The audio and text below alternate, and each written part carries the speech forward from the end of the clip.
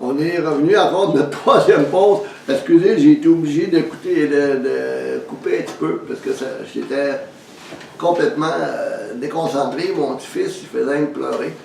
Puis il a fallu que je dise à ma femme de s'éloigner un petit peu parce que j'avais la difficulté. Je suis désolé pour ce contretemps, mais j'aimerais terminer avec certaines choses. J'aurais pu faire 10 vidéos pour répondre à ce frère, puis répondre aussi peut-être à certaines interrogations que les gens se posent. La Bible parle d'un coureur à l'autre, le nom qui sauve. Vous savez, j'ai fait une vidéo dernièrement en expliquant c'était quoi le nom de Yeshua. Et d'où ça venait Yehoshua, d'où que ça veut dire aussi Josué, ça veut dire aussi Jésus.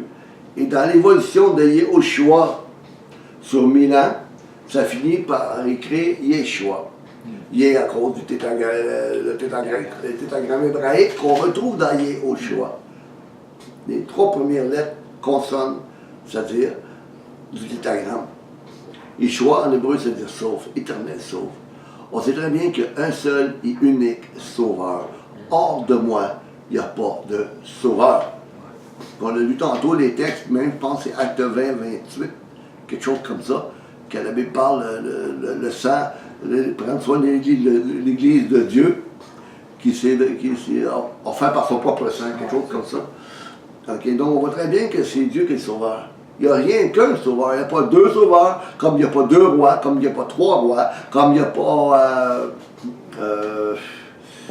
2 bergers ou 3 bergers. Il y a un berger. Jésus d'ailleurs, il a dit « Je suis le bon berger », qui est un lien direct avec le psaume 23. Comprenez? Donc, la Bible parle du nom qui sauve. Éternel Dieu, Yeshua, qui veut dire Jésus en français, qui est le sauveur, qui s'est fait homme. Dieu n'a pas envoyé, Dieu n'est pas un lâche. Il n'a pas envoyé son fils du ciel, ni mourir à sa place. C'est lui-même qui est venu. D'ailleurs, Isaïe 35 dit qu'il viendra lui-même pour vous sauver. Il n'a pas dit qu'il n'était pas envoyé son fils, et que son fils n'était pas discuté avec lui. Hey, ça tente-tu de venir mourir sur la croix, un homme remplacé pour une couple de dizaines d'années, 30-33 ans, tu vas me quitter. Non, non, non. C'est lui-même qui est venu. Ça, il dit Isaïe 35. Il viendra lui-même vous sauver. Et c'est Dieu qui est venu. Puis on l'a vu en regardant plusieurs textes. Puis je pourrais faire 10 vidéos à soir jusqu'à perdre la voix, puis je pourrais vous les démontrer. Donc, encore une fois, ceux qui veulent vraiment avoir plus de versets, vous pouvez toujours aller me demander être ami avec moi sur Messenger ou m'écrire dans pasteurenseignant@gmail.com ou aller sur mon site web. Il y a bien des questions, des questionnements, vous allez pouvoir avoir une réponse dans www.pasteurenseignant.ca. Okay, donc c'est mon site web où est-ce qu'on retrouve environ 380 versets qui démontrent très bien ce que j'annonce, qui contredit la doctrine de la Trinité. Et ils en sont placés par thème. Donc, le nom qui sauve. Dans Matthieu 1, 21, elle enfantera un fils et tu lui donneras le nom de Jésus, ou de Yeshua en hébreu, car c'est lui qui sauvera son peuple de ses péchés. Le nom qui sauve. Acte 4, 12. Il n'y a de salut à aucun autre, car il n'y a sous le ciel aucun autre nom qui a été donné aux êtres humains par lequel nous devions être sauvés. Acte 4, 12. Acte 10, 43. Tous les prophètes rendent de lui le témoignage que quiconque croit en lui reçoit par le pardon de ses péchés par son nom. Je voudrais lever une parenthèse ici en rapport avec le nom. Vous savez le texte de Matthieu 28, 19. Faites de toutes les nations les disciples, baptisez-les au nom du Père, du Fils et du Saint-Esprit, et qui malheureusement contredit le livre des Actes, contredit l'évangile de Jean. Okay? Et vous allez me dire, oui, mais c'est dans la Bible. Oui, frères et sœurs, oui, Matthieu 28, 19, c'est dans la Bible. Mais dans une traduction de la Bible. Dans les traductions, dans les textes originaux. OK? Il faut comprendre, là. Les textes originaux premiers, on les a plus. Les originaux que nous avons, ce sont des copies, de copies, de copies. Puis on a été capable de refaire le texte. On sait par les pères de l'Église, puis un des pères de l'Église qui est reconnu par tous les historiens, c'est Eusèbe de Césarée. Puis Eusèbe d'Isaïe dit lui-même que le véritable texte de Matthieu 28, 19, les manuscrits ont été détruits par Constantin. Et que le véritable texte de Matthieu 28, 19, c'est ceci: faites de toutes les nations des disciples et enseignez-les en mon nom. Puis on va voir dans l'évangile de Jean, même dans l'Ancien Testament, quand Jésus il dit en mon nom, il s'approprie les qualificatifs de Dieu lui-même, parce que Dieu dans l'Ancien Testament, il dit la même chose, en mon nom, en mon nom, en mon nom. Hein? C'est pour démontrer comme quoi que c'était le Père qui était en lui, qui disait en mon nom, en mon nom, en mon nom. Et quand, dans le livre des Actes, dans Actes de Grandieu, il dit faites de toutes les nations des disciples, et non, pas excusez-moi, et qui dit que ferons-nous? Il dit repentez-vous et convertissez-vous et que soyez baptisés au nom de Jésus pour le pardon des péchés. C'est dans le nom de Yeshua, c'est dans le nom qui sauve. On vient de le voir. Père, c'est pas un nom. Fils, c'est pas un nom. Esprit, c'est pas un nom. On a voulu en faire trois personnes distinctes qui contredit Éphésiens chapitre 4, versets 1 et 2. Ça marche pas. C'est fausse doctrine. Ta parole est la vérité. Même si ça c'est une traduction, on est capable de voir la vérité quand on fouille, puis on est réellement honnête. On pourrait aller plus loin. Luc 24, 47. Et que la repentance et le pardon des péchés seraient prêchés en son nom. Pas au nom du Père, du Fils et du Saint-Esprit. En son nom. Acte 22, 16. Et maintenant, pourquoi tardes-tu? Lève-toi et sois baptisé et purifié de tes péchés en invoquant le nom du Seigneur. On pourrait continuer. J'en ai plein de textes, vous pourrez regarder. On ne veut pas toutes les faire ce soir parce que je ne finirai plus. Là. Ça fait déjà 4 vidéos que je fais. C'est pour démontrer comme quoi il y a des choses qui ne vont pas et ça ne tient pas la route quand on va d'une façon claire et nette. Qu'on va chercher tous les versets. Tu permettez quelques textes. Je vais rien, attendez un petit peu, je vais aller vite, puis je passe à côté. Permettez 2 minutes.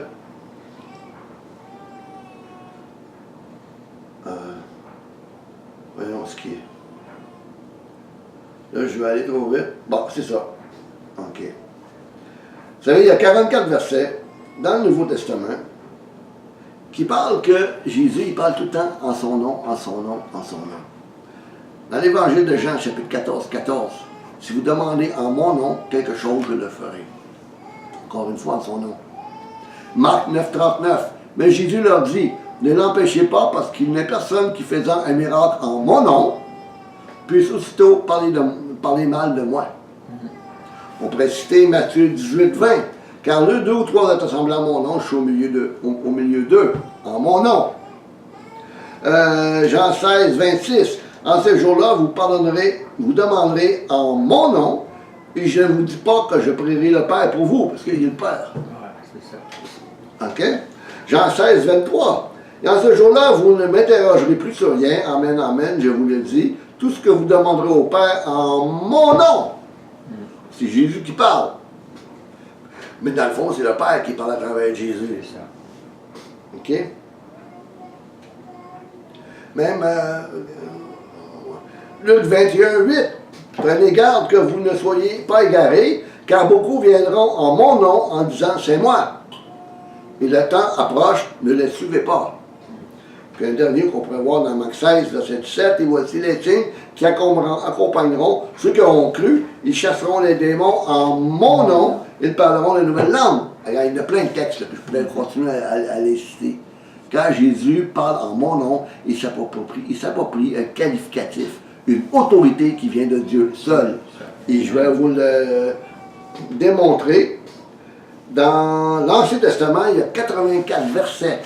On ne les lira pas tout à soir, là. On va trouver une inspection de voix, puis vous allez peut-être étonné de m'entendre, mais ceux qui les veulent, les versets, vous pouvez aller sur Yves Dagenet, sur Messenger, okay, même dans ma Facebook, me faire une demande d'amis, puis me dire pourquoi, puis je vais vous les donner, les versets. Je peux tous vous les donner. Okay? Vous allez pouvoir le voir par vous-même. C'est vous qui devez vérifier pour être convaincu. Pas parce que moi je dis des choses. OK? Donc, en mon nom, dans l'Ancien Testament, 84 versets, il dit ceci. Dans Malachie 4.2, mais pour vous qui craignez mon nom, se lèvera le soleil de justice. Je pourrais continuer le texte, là. Vous allez gagner Malachie 4.2. Deutéronome 18.19. Il arrivera que si un homme n'écoute pas mes paroles, qu'il dira en mon nom. Hein? C'est drôle, hein? C'est la même chose. La même chose. Jérémie 29.9. Parce qu'il vous prophétise faussement en mon nom. Zacharie 5, verset 4. Je déploierai cette malédiction, dit l'Éternel des armées, et elle entrera dans la maison du voleur, dans la maison de celui qui joue faussement en mon nom. Hey, réalisez-vous, là, en mon nom, dans le Nouveau Testament, qui est attribué à l'Éternel, c'est-à-dire à Jésus, la même expression est attribuée à l'Éternel dans l'Ancien Testament. Il n'y a pas deux personnes, il n'y en a pas trois, il y en a une. Et quand on regarde comme, encore une fois, le Deutéronome 6.4, la confession de foi d'Israël, puis le gros problème, c'est que dans la Strong, pour ceux qui ne savent pas lire l'hébreu, bien souvent ils ont tendance à aller dans la Strong. Puis si vous allez dans Deutéronome 6.4, dans la Strong, pour le mot Dieu, ils vont dire Elohim. Ça, là, c'est carrément malhonnête. Parce que c'est pas Elohim, c'est Eloheinu en hébreu. Puis je peux le prouver. C'est première personne singulier. Et quand on parle de Elohim, on parle de ses attributs, des attributs multiples. El Shaddai, El Dibor, ainsi de suite. Dieu Tout-Puissant, Dieu Puissant. Fin de penser aussi dans Jérémie 14.15, c'est pourquoi ainsi parle l'Éternel ou Yahvé, sur les prophètes qui prophétisent en mon nom. Il y a plein d'autres textes. 1er roi 5.5. Voici donc, j'ai l'intention de bâtir une maison au nom de Yahvé, mon Dieu, comme Yahvé l'a promis à David, mon père, en disant, ton fils que je mettrai à ta place, sur son trône, sera celui qui bâtira une maison en mon nom.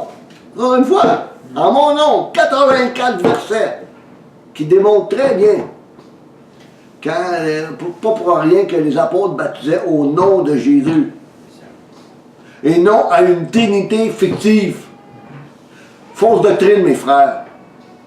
La Bible dit que ceux qui refusent de vérifier dans la parole de Dieu, la Bible dit clairement qu'il y a un jugement là-dessus. Ils n'ont pas eu l'amour de la vérité pour être sauvés. La doctrine de la Trinité, comme trois dieux, et c'est la même affaire quand Dieu a jugé Israël avec Élie, parce qu'il s'était retourné vers les prophètes de Baal, vers le dieu Baal. Donc il croyait en deux dieux. Puis Dieu a jugé Israël. Dieu ne partage pas sa gloire avec personne d'autre. Puis il ne la partage pas avec un petit Dieu. Un Dieu jaloux. Il la partage avec lui-même. Et seulement lui-même. Et c'est pour ça que Jésus a dit, quiconque m'a vu a vu le Père. Puis en terminant, on pourrait voir d'autres textes, 2 Samuel 7.13. Ce sera lui qui bâtira une maison en mon nom, et je l'affermirai pour toujours le trône de son règne. On peut aller plus loin. Ésaïe 48.9. Pour l'amour de mon nom, je suspends ma colère, puis ainsi de suite. Je pense qu'on va arrêter ce soir. L'explication, je pourrais continuer. Ceux qui veulent réellement là, avoir une explication plus exhaustive, encore une fois, allez sur www.pasteurenseignant.ca. Il y a toujours mes vidéos sur SOS Parole Dévoilée avec un E à la fin, dévoilée, sur YouTube, ou Pasteur Enseignant sur YouTube. J'ai au-dessus d'une trentaine de vidéos, puis d'autres vidéos qui s'additionnent au fil des temps. Donc, le Seigneur puisse vous bénir puis vous guider. La Bible dit d'aimer sa parole, de sonder la parole. Que c'est les véritables enfants de Dieu vont aller vérifier la parole pour savoir s'ils sont réellement dans la vérité. L'apôtre Paul dit ceci, examinez-vous vous-même, éprouvez-vous vous-même pour savoir si vous êtes dans la foi, examinez-vous vous-même. Elle dit, avez-vous assez le courage de sonder les Écritures pour savoir ce qu'on vous dit est réellement exact, comme les disciples de Bérée faisaient à l'égard de l'apôtre Paul? Mais faites donc la même chose avec moi. Sondez donc les Écritures pour savoir ce que je vous dis est exact. C'est le salut de votre âme qui est mis en cause. Dieu n'a pas donné sa gloire à un autre, puis ne donne pas son esprit à des polythéistes, à des gens qui croient en plusieurs dieux, puis à des gens qui fêtent des fêtes païennes, puis qui s'associent au monde, okay, dans le but de récolter pas du gain, puis ainsi de suite. Dieu il est saint, puis il nous appelle à être saints. Que Dieu vous bénisse. Amen.